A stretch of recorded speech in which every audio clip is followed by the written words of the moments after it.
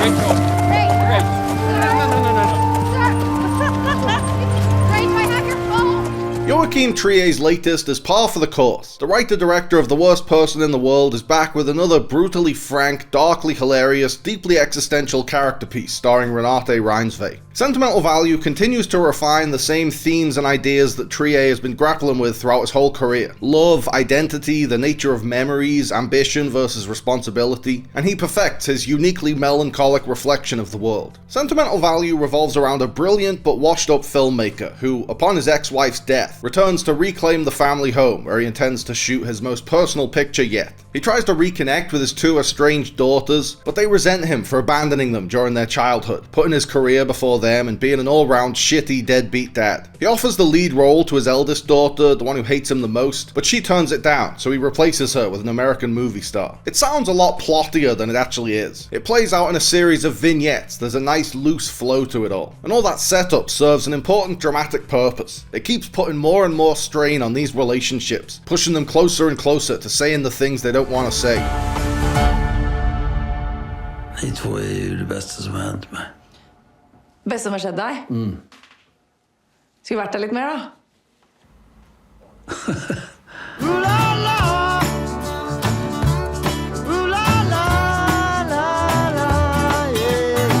The film is laser focused on the people on screen. There isn't much flair in the filmmaking, but there are still some gorgeous visuals. There are a couple of shots and images that made me take pause. A match cut on a character turning a page, a close-up of a woman's face with a single tear smearing mascara down her cheek, an abstract shot of the family's faces morphing into each other against a jet black backdrop. The film largely revolves around a house that's been in the family for several generations, and the house is a beautiful set. You really feel the history in it, but you also get a feel for the coziness of it, and on a technical level you get a good sense of the geography of it, so it starts to really feel like home. But a film like Sentimental Value is more of a showcase for the actors than a visual experience. That's not to say it's not cinematic, but the reason to see this movie on the big screen is seeing these incredible performances up close. An actor like Stellan Skarsgård or Benicio del Toro or Marlon Brando can say so much while doing very little, and a massive cinema screen makes it easier to appreciate the subtleties and nuances of those performances. In a cinema where the lights go down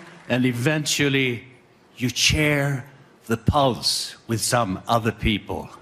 That's magic. Cinema should be seen in cinemas. Trier brings a stark sense of realism to the film, with lots of handheld cameras and natural light. The vignette structure, with each sequence getting its own blackout interlude, makes it feel like you're just dropping in on these people's lives. You bear witness to their most beautiful, intimate moments, but you also see their ugliest arguments and mistakes and all the passive-aggressive bickering that makes their family functions so damn uncomfortable. This approach puts the focus entirely on the actors and the naturalism and humanity of their performances. The family dynamics feel painfully real. The love between the sisters, the strained relationship with the father, because the actors really sell it. Stellan Skarsgård is coming for Sean Penn's Oscar. Much like Christmas adventurer Colonel Lockjaw, the character of Gustav Borg is brilliantly written. He has no social awareness or emotional intelligence whatsoever, so he has a lot of blind spots in his interpersonal interactions, and he's been told he's a genius and a master and a legendary talent so many times that he's come to believe it. Gustav comes off as really affable and well-meaning, he charms his way into conversations, but his constant microaggressions chip away at the social veneer, and Skarsgård captures that dichotomy seamlessly. You enjoy watching him up to a point because Skarsgård is innately charismatic, but the character can't help himself from crossing that line and making it weird. It's a really interesting role. He's got the same irresistible quality that I thought Marty Mauser had in Marty Supreme. He's not likable, but he is lovable. It's clear as day that Gustav is a bad dad who messed up his daughter's childhood and that all their problems as adults can be traced back to him, but he also has an undeniable charm. It's hard to root for him unless he's passed out drunk and you're just rooting for him to still be alive, but you at least enjoy watching him. Inga Ibsdotter Lilius, I hope I'm pronouncing that right, as the sister, really captures the stress of being the family mediator. She reminded me of Elizabeth Olsen in His Three Daughters, the one who spends so much time making sure everyone else is okay that she neglects her own well-being. Stop it!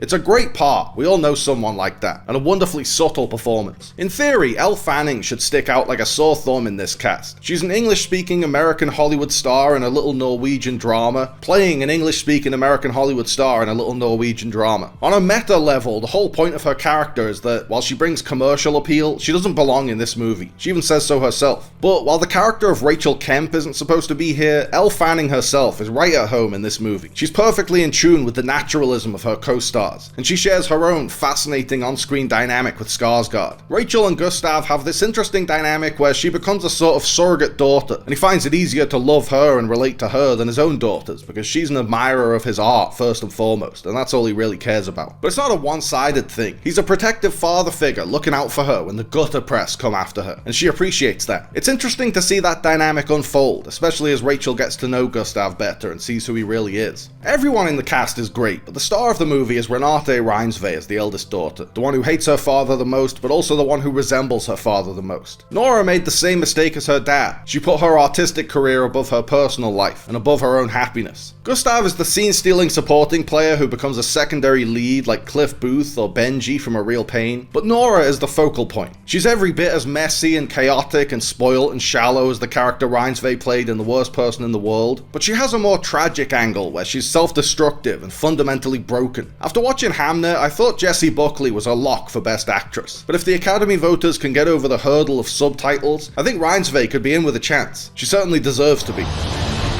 Jake Kelly, so handsome. Look at you, you're the American dream.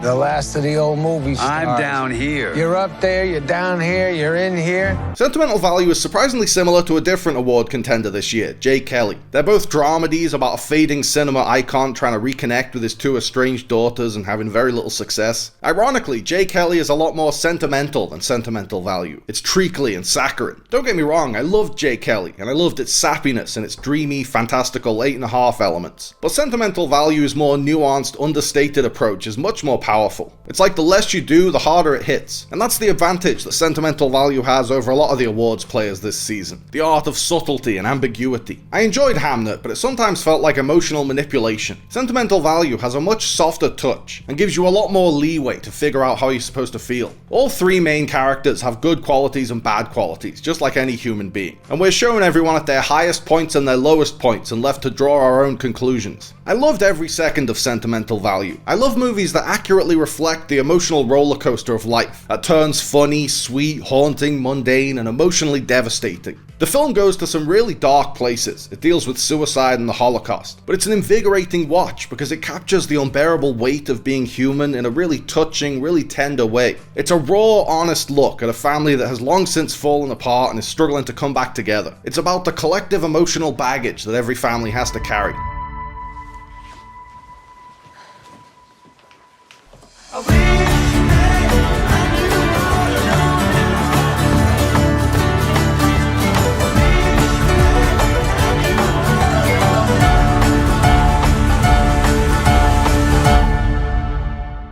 Thanks for watching, guys. I hope you liked the video. Remember to like and subscribe and click on the little bell. And also seize the day and call your mom and be kind to yourself. Ooh la la.